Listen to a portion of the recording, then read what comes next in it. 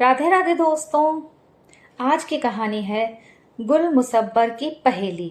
बहुत ही दिलचस्प कहानी है। एक समय की बात है। एक राजा बहुत ही सूझवान और विद्वान था। उसके 4 छोटे पुत्र थे। एक बार वो राजा बीमार पड़ गया। उसके उपचार के लिए बड़े बड़े हकीम और वैद्यराज बुलाए गए, परंतु उसे कोई लाभ न हुआ। अब राजा को लगा कि उसका अंतिम समय निकट ही है।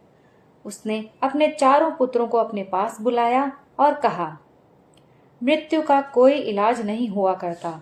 ये संसार एक सराय है। अब मेरे बचने का कोई उपाय नजर नहीं आ रहा। मैं तुम्हें जाते जाते ये शिक्षा देना चाहता हूँ कि तुम 3 दिशाओं में शिकार खेलने के लिए जाना, परंतु भूल से कभी भी चौथी दिशा में मत जाना। ये कहकर राजा ने दम तोड़ दिया। सारे राज्य में एक शोक की लहर दौड़ गई और हाहाकार मच गया। समय व्यतीत होने पर राजा के 4 पुत्र बड़े हो गए। सबसे बड़ा 20 वर्ष का था। उसने सिंहासन संभाल लिया। उन 4 भाइयों का आपस में बहुत प्यार था।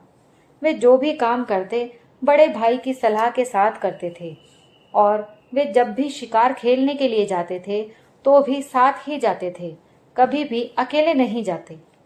एक दिन 4 भाई शाही पोशाक पहनकर सुंदर घोड़ों पर सवार होकर अपने हाथों में तीर कमान और शस्त्र लेकर शिकार खेलने के लिए गए।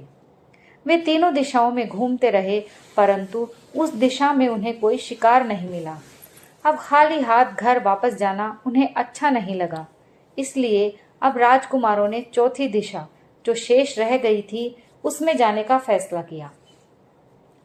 बड़े भाई ने अपने पिता की अंतिम समय में दी गई शिक्षा का स्मरण कराया और चौथी दिशा में जाने से रोका, परंतु जब तीनों भाइयों ने हठ किया तो उसे भी मानना पड़ा। अब 4 राजकुमार चौथी दिशा में शिकार खेलने के लिए चल पड़े। वे जंगल में घूम रहे थे, लेकिन उन्हें कोई भी शिकार नजर नहीं आ रहा था। जंगल में उनको एक मड़होला महल दिखाई दिया। वे सब भाई सोचने लगे कि हमें इस महल का पता करना चाहिए। उन्होंने सबसे छोटे भाई से कहा कि हम पेड़ के नीचे बैठते हैं, तुम उस महल का पता करके आओ कि ये किसका है। सबसे छोटा राजकुमार 5 कपड़े, 5 हथियार लेकर घोड़े पर सवार होकर उस मड़होले महल के पास पहुंचा। वे मड़होले के चारों तरफ घोड़ा लेकर घूमा, परंतु उसको उस महल का कोई दरवाजा दिखाई न दिया। इतने में उसने देखा कि एक सूखे वृक्ष के नीचे लगभग 80-85 वर्ष की एक बुढ़िया बैठी हुई है और अपनी ही धुन में चरखा कात रही है। उसके पास एक बहुत बड़ी डोल और डग्गा पड़ा था। राजकुमार घोड़े से उतरकर बुढ़िया के पास गया और पूछने लगा, बुढ़िया माई, इस मड़होले महल का दरवाजा किधर है? बुढ़िया ने नम्रता से उत्तर दिया, बेटा, ये रही ढोल और डग्गा। ढोल पर डग्गा लगा दो, सब पता चल जाएगा। राजकुमार ने घोड़े को वृक्ष से बांधा और डग्गा पकड़कर ढोल पर लगा दिया। डग्गा बजते ही मड़होले महल के चारों ओर के दरवाजे खुले हुए दिखाई देने लगे। राजकुमार एक दरवाजे से भीतर गया तो देखता है कि सुंदर हीरों और मोतियों के हार थे और एक बहुत ही खूबसूरत रानी बैठी थी। राजकुमार उसे देखते ही मोहित हो गया। रानी उसको देखकर हंसने लगी। रानी ने राजकुमार का आदर किया और अपने पास पलंग पर ही बिठा लिया। रानी को देखकर राजकुमार सब कुछ भूल गया। वो रानी को पूछने लगा, आप कौन हैं? रानी ने बड़ी ही सुंदर और मनमोहक अदा से जवाब दिया, मैं एक राजकुमारी हूँ। मेरा अभी तक विवाह नहीं हुआ है। मैं उस राजकुमार से विवाह करूंगी जो मेरी पहेली का उत्तर देगा। राजकुमार ने कहा, राजकुमारी, मैं एक राजकुमार हूँ। अब तुम मुझे ये बताओ कि तुम्हारी पहेली क्या है। मैं विश्वास दिलाता हूँ कि मैं अपना पूरा प्रयत्न करूँगा, जिससे मैं आपकी पहेली का उत्तर दे सकूँ। रानी ने कहा, मेरी एक शर्त है।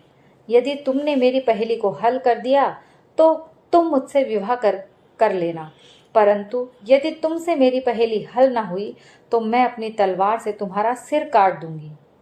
राजकुमार उसके सौंदर्य पर मुग्ध था ही, इसलिए उसने रानी की बात बिना किसी सोच विचार किए मान ली और ना ही इस बात के बारे में अपने भाइयों को बताया। रानी ने पहेली पूछी, बताओ गुल ने मुसब्बर के साथ क्या किया और मुसब्बर ने गुल के साथ क्या किया। राजकुमार ने बहुत प्रयत्न किया परंतु वो इस पहेली का कोई हल न निकाल सका। रानी की पहेली को न सुलझा पाने के कारण और अपनी पराजय को स्वीकार करते हुए राजकुमार ने रानी के आगे घुटने टेक दिए। रानी ने अपनी शर्त के अनुसार म्यान में से तलवार निकालकर राजकुमार का सिर काट दिया। राजकुमार का सिर कटते ही मड़होले महल का दरवाजा पहले की तरह ही बंद हो गया। छोटा राजकुमार मारा गया। उसके तीनों भाई उसकी प्रतीक्षा करते रहे। अंत में उसके बड़े भाई ने कहा, मैं पता लगाता हूँ। अतः बड़ा राजकुमार भी घोड़े पर सवार होकर उस महल के चारों ओर घूमने लगा, परंतु महल का उसको कोई दरवाजा न मिला। उसने एक तरफ अपने भाई का घोड़ा बंधा हुआ देखा और पास ही चरखा काटती हुई उस बुढ़िया को देखा। उसने शीघ्रता से उससे पूछा, मेरा राजकुमार भाई अपना घोड़ा बांधकर कहाँ चला गया। उस बुढ़िया ने उत्तर दिया, वो पड़ा है ढोल और वो पड़ा है डग्गा। ढोल पर डग्गा लगा दो, तुम्हें सब कुछ पता चल जाएगा।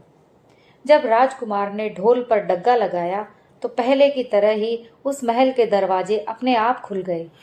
वो रानी के पास गया। रानी ने फिर से वही पहेली दोहराई। राजकुमार से वो पहेली सुलझाई न गई। इस प्रकार अपनी शर्त के अनुसार रानी ने उसका भी तलवार से सिर काट दिया। अब दूसरा राजकुमार भी ना आया तो तीसरा राजकुमार, जो बड़े भाई से छोटा था, अपने भाइयों का पता लगाने के लिए घोड़े पर सवार होकर उस महल की तरफ चल पड़ा। उसने भी बुढ़िया के कहने पर ढोल पर डग्गा मारा, रानी के पास गया और उससे भी रानी की पहेली सुलझाई ना गई और रानी ने उसे भी मार दिया। जब तीनों राजकुमारों में से कोई भी वापस ना आया तो सबसे बड़े राजकुमार को बड़ी हैरानी हुई। वो उठा और घोड़े पर सवार होकर उस महल की तरफ चल पड़ा। उसने वहां 3 घोड़े बंधे देखे और एक बुढ़िया को चरखा काटते हुए देखा। उसने शीघ्रता से उस बुढ़िया से पूछा, बुढ़िया माई, इन घोड़ों के सवार यानी कि मेरे भाई कहाँ हैं? जल्दी बतलाइए। बुढ़िया ने पहले की तरह ढोल पर डग्गा लगाने के लिए कहा। राजकुमार ने डग्गा नहीं लगाया और अपने मन ही मन सोचा कि जरूर ये कोई धोखा है। उसने डग्गा पकड़कर बुढ़िया के कंधों पर 2 चार लगा दिए और उसकी चोटी पकड़कर बड़े राजसी भरे अंदाज में कहा, जल्दी बतलाओ कि राजकुमार कहाँ हैं, नहीं तो मैं तुम्हें मार दूंगा। बुढ़िया ने कांपती हुई थिरकती सी आवाज में कहा, बेटा, इस मड़होले महल में एक जादूगरनी रानी रहती है। वो आए हुए राजकुमार से एक पहेली पूछती है। यदि राजकुमार उस पहेली को हल नहीं कर पाता है तो वो उसके सिर को अपनी तलवार से काट देती है। अब राजकुमार समझ गया कि मेरे भाई मारे गए हैं। उसने बुढ़िया को और मारा पीटा और जान से मारने की धमकी देकर पूछा, बुढ़िया, यदि तुम्हें अपने प्राण प्यारे हैं तो बताओ कि वो पहेली क्या है। अपनी जान सभी को प्यारी होती है। रोती हुई बुढ़िया ने कहा, रानी की पहेली ये है, गुल ने मुसब्बर के साथ क्या किया और मुसब्बर ने गुल के साथ क्या किया। राजकुमार ने आंखें निकालकर बुढ़िया से पूछा, इसका हल क्या है? बुढ़िया ने कहा, बेटा, चाहे तुम मुझे मार डालो, चाहे मेरी जान बख्श दो, जितना मुझे पता था उतना मैंने तुम्हें बता दिया। इसका हल तो मुझे भी नहीं पता है। अब राजकुमार ने पूछा, इस पहेली का हल कहाँ से पता चल सकता है? बुढ़िया माई ने कहा, दक्षिण दिशा में 400 कोस दूर गुल नामक राजा राज्य करता है। इस पहेली का हल उससे ही पता चल सकता है। राजकुमार ने उसकी बात मान ली। उसने अपने भाइयों को घोड़ों को जंगल में चरने के लिए छोड़ दिया और खुद घोड़े पर सवार होकर गुल नामक राजा के शहर को चल पड़ा। गम और उदासी से भरा हुआ वो राजकुमार अपने भाइयों का विलाप करता हुआ अपने ही विचारों में मग्न कई कई रात और दिन तक लगातार चलता रहा। एक दिन थककर राजकुमार आराम करने के लिए एक वृक्ष के नीचे लेट गया और घोड़े को चरने के लिए छोड़ दिया। बहुत दिनों से नींद ना लेने के कारण उसे लेटते ही नींद आ गई। थोड़े समय के बाद ची ची की आवाज आई तो राजकुमार की आंख खुल गई। राजकुमार हड़बड़ाकर उठा तो देखता है कि एक सराल अर्थात एक सांप एक वृक्ष पर चढ़ रहा है और वृक्ष पर हंस और हंसनी के बच्चे सांप से डरते हुए ची ची कर रहे हैं। राजकुमार ने तलवार म्यान में से निकाली और सांप के टुकड़े टुकड़े करके ढेर लगा दिया और खुद चादर ओढ़कर सो गया। जब हंस और हंसनी बच्चों के लिए दाना लेकर आए तो बच्चों ने खाना नहीं खाया। हंस और हंसनी ने बच्चों को पूछा, तुम दाना क्यों नहीं खा रहे हो? बच्चों ने कहा, पहले तुम वृक्ष के नीचे सो रहे अतिथि को खाना तो खिलाओ जिसने सांप को मारकर हमारी जान बचाई है। जब हंस और हंसनी ने टुकड़े टुकड़े हुए सांप को देखा तो उन्होंने सोचा कि यदि ये मुसाफिर इस सांप को ना मारता तो हमारे सभी बच्चों को इसने खा लिया होता। इसने हमारे बच्चों की जान बचाई है, इसलिए हमें इसकी सेवा करनी चाहिए। उन्होंने मुसाफिर के पांव के तलवे को मलकर जगाया और हंस ने कहा, तुमने हमारे बच्चों की जान बचाई है, हम तुम्हारे लिए कुछ भी करने को तैयार हैं। यदि तुम हमारी जान भी मांगोगे तो हाजिर है, जो कुछ तुमने मांगना है मांग लो। राजकुमार ने कहा, मैं एक दुखी राजकुमार हूँ। मैं गुल नामक राजा के पास एक पहेली पूछने के लिए जा रहा हूँ। क्या तुम मेरी सहायता कर सकते हो? हंस ने अपने शरीर के बाल उखाड़कर राजकुमार को देते हुए कहा, जब कभी तुम्हें कोई विपत्ति आए तो मेरे शरीर के बालों को आग में डाल देना। जब इनको आग लगेगी तो मेरा शरीर जलने लगेगा और मैं उसी पल तुम्हारे पास पहुंच जाऊंगा। यदि उस समय मैं तुम्हारी कोई सहायता ना कर सका तो जान देकर भी करूंगा। राजकुमार ने बालों को संभाल कर रख लिया और अपने घोड़े पर सवार होकर चलते चलते गुल नामक राजा के दरबार में हाजिर हो गया। राजकुमार ने राजा के सामने फरियाद की, महाराज, मैं आपके पास अपना राजपाट घर बार छोड़कर एक पहेली पूछने के लिए आया हूँ। राजा ने पूछा, बोलो, क्या पहेली है? राजकुमार ने कहा, मैं पूछना चाहता हूँ कि गुल ने मुसब्बर के साथ क्या किया और मुसब्बर ने गुल के साथ क्या किया। ये सुनकर गुल राजा ने कहा, ए खुदा के बंदे, मैं तुम्हें इस पहेली का हल तो बता दूंगा, परंतु बताने के बाद तुम्हारा सिर तलवार से काट लूंगा। बताओ, तुम्हें मंजूर है? राजकुमार ने तुरंत उत्तर दिया, महाराज, मुझे मंजूर है। राजपाट के काम के बाद गुल राजा ने सभी दरबारियों को भेज दिया और राजकुमार को अपने पास बुला लिया और कहा, सुनो खुदा के बंदे, मैं तुम्हें गुल और मुसब्बर की कहानी सुनाता हूँ। गुल तो मेरा नाम है और मेरी रानी का नाम है मुसब्बर। एक दिन मध्य रात्रि को अचानक मेरी नींद खुली तो मैंने रानी का पलंग खाली देखा। मैं बड़ा हैरान और परेशान हुआ, परंतु मैंने दिन में भी रानी को कुछ न पूछा। दूसरे दिन मैं जानबूझकर खराटे मारने लग गया। रानी ने श्रृंगार किया, चूरी से भरा बर्तन लेकर अंधेरी रात में महल में से निकल गई। मैं भी तलवार लेकर दबे पांव उसके पीछे पीछे चल पड़ा। लौंगी नामक मेरी कुतिया भी मेरे पीछे पीछे चल पड़ी। रानी शहर के बाहर एक साधु की कुटिया में चली गई। मैं छुपकर कुटिया के बाहर बैठ गया। रानी के अंदर जाते ही साधु ने उसे भांग घोटने वाली 2-3 मगलियां उसके कंधों पर मारे और रौब से कहा, तुम्हारी ऐसी की तैसी, तुमने इतनी देर क्यों कर दी? इसी पल मेरी कुटिया से बाहर निकल जाओ। रानी ने हाथ जोड़कर कहा, मैं आगे से ऐसी गलती नहीं करूंगी। मुझे ये सुनकर बहुत क्रोध आया और मैंने साधु पर तलवार से वार किया।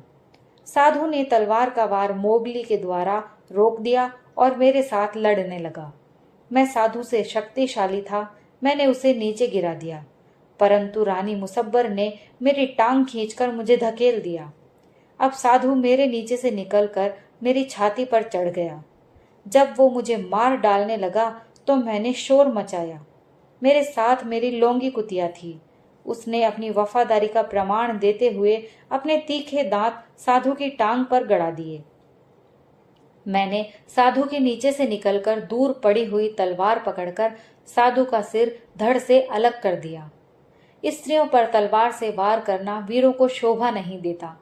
इसलिए मैंने उसी पल रानी को आदेश दिया, हे रानी, मेरे राज्य से बाहर निकल जाओ, मैं इसी वक्त तुम्हें छोड़ रहा हूँ।